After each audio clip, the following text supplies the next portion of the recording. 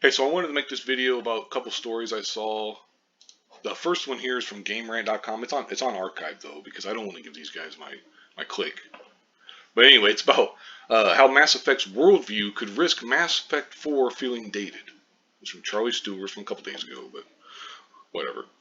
The guy goes on to talk about how some of the things that happened in the previous Mass Effect games, yeah, could feel dated. With some of the story elements from the first three games, which feel dated a decade later. And it's the usual kind of crap, basically. The guy goes on to talk about how you never you question you can question certain people, but you can't question others. Basically, it's like talking about Garrus and Mass Effect 1 and 2 and stuff and everything, and basically then you talk about moral ambiguity and everything. It's like that they expect players to tacitly approve of the Turian's choice to leave C-Sec and take the law into his own hands, and why this is a problem and all that kind of shit and stuff. And you could settle him down some by using the Paragon dialogue options, but that doesn't work for other characters and stuff. There's nothing wrong with morally ambiguous characters. Far from it. It makes the original trilogy far more interesting.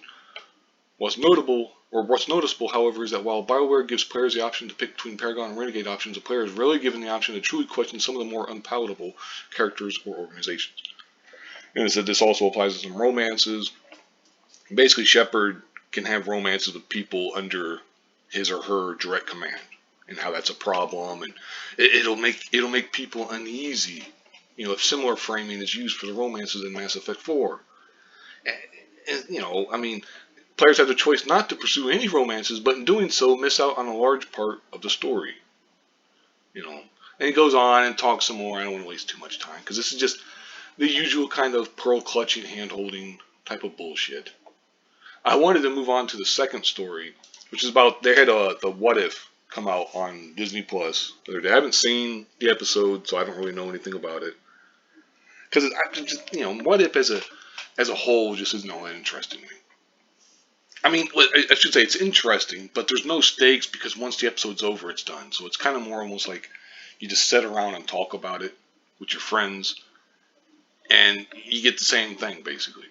Anyway, the first one's about Peggy Carter becoming basically Captain Carter, as they call her. They don't, obviously not Captain America. Well, they should call her Captain Britain, but then I know there's problems with the character Captain Britain. But anyway, it says Peggy Carter's having a superhero moment. Marvel seems desperate to blow it.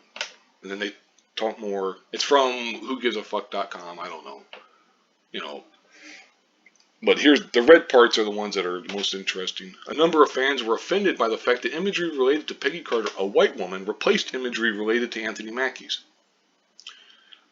And then it says that the fact that, and again brings it up, the fact that Marvel jumped at the chance to replace a black man with a white woman, it's just on their Twitter account, the Captain America Twitter account. It said Marvel hopefully does the right thing and update the Twitter account again. The company probably didn't even consider that this might be a problem, which yes, is part of the problem.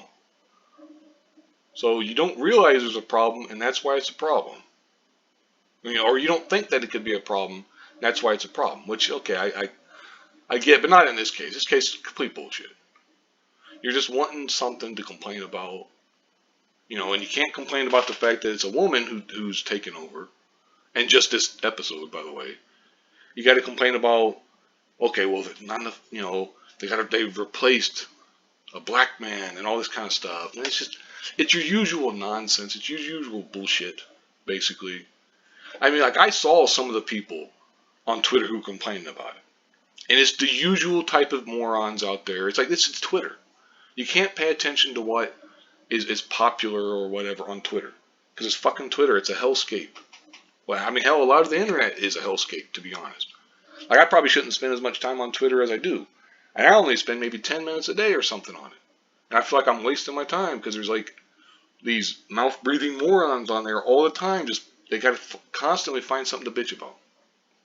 It's you can't cater to those people because they'll never be happy. Because the people complaining about this, because you're complaining about the fact that a black man is being replaced with a woman, a white woman specifically. And it's like but if it was a black woman, if Peggy Carter was black, they wouldn't have a complaint about it because black women are like the top of the totem pole, I guess, on like progressives list of oppressed people. But even then, even if you had Peggy Carter be a black woman and replace a black man, there would be people saying she's not dark skinned enough. Even if she was pretty, like, dark skinned, there would still be people saying, well, she's not trans, she's not disabled, she's not gay or queer or whatever, she's not this, she's not that. It's never enough with these people. Anyway, I'll go ahead and wrap it up here, though. I just wanted to make this video real quick. Thank you very much for watching, and have a good one.